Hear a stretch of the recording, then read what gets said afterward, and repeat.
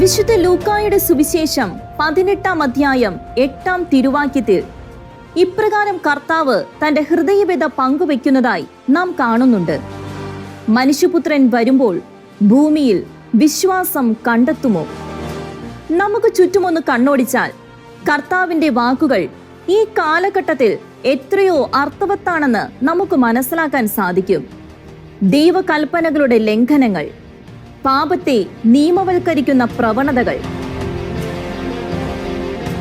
കൂദാശ അവഹേളനങ്ങൾ, വിശുദ്ധ കുർബാനയുടെ നിന്ദനങ്ങൾ, പരിശുദ്ധ മറിയത്തെയും അമ്മയുടെ സന്ദേശങ്ങളെയും അവഗണിക്കൽ, ക്രൈസ്തവ പീഡനങ്ങൾ, വിശ്വാസത്യാഗങ്ങൾ, സഭയ്ക്കുള്ളിലെ അനൈക്യങ്ങൾ, വ്യക്തി സ്വാതന്ത്ര്യത്തിന്റെ പുകമറയിൽ പെരുകുന്ന ദൈവനിഷേധങ്ങൾ.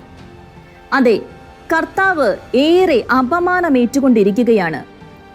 താൻ ജീവൻ നൽകി സ്വന്തമാക്കിയവർ അനുനിമിഷം അവിടുത്തെ ഹൃദയത്തെ മുറിവേൽപ്പിച്ചുകൊണ്ടിരിക്കുകയാണ്. നമ്മുടെ നല്ല കർത്താവും ദിവ്യജനനിയും നാശത്തിലേക്ക് വഴുതി വീഴുന്ന ലോകത്തെ നോക്കി കണ്ണീരൊഴുക്കുമ്പോൾ ആ കണ്ണുനീർ കണ്ടില്ലെന്ന് നടിക്കാൻ സഭാതനയർക്കാകുമോ?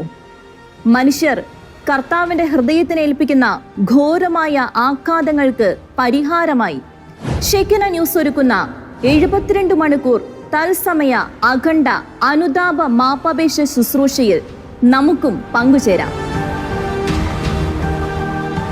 ഒക്ടോബർ 25 ചൊവ്വാഴ്ച രാത്രി 9-ന് ആരംഭിച്ച് 28 വെള്ളിയാഴ്ച രാത്രി 9-ന് സമാപിക്കുന്ന ശുശ്രൂഷ ഷെക്കിന ന്യൂസ് ചാനലിൽ രാത്രി 9 മുതൽ 10:30 വരെയും രാവിലെ 8 മുതൽ ഉച്ചകഴിഞ്ഞ് 2 വരെയുള്ള സമയങ്ങളിലും ഷെക്കിന യൂട്യൂബ് ചാനലിൽ 72 മണിക്കൂർ തുടർച്ചയായും തത്സമയം സംപ്രേക്ഷണം ചെയ്യും. കരയുന്ന കർത്താവിനൊപ്പം കണ്ണീരോടെ നമ്മുടെയും ലോകം മുഴുവന്റെയും പാപങ്ങൾക്ക് മാപ്പ് ചോദിച്ച് അവിടുത്തെ ഹൃദയത്തെ സമാശ്വസിപ്പിക്കാം. അവന്റെ കണ്ണുനീരിന് നമ്മുടെ പ്രാർത്ഥനകളിലൂടെ പരിഹാരം ചെയ്യാം.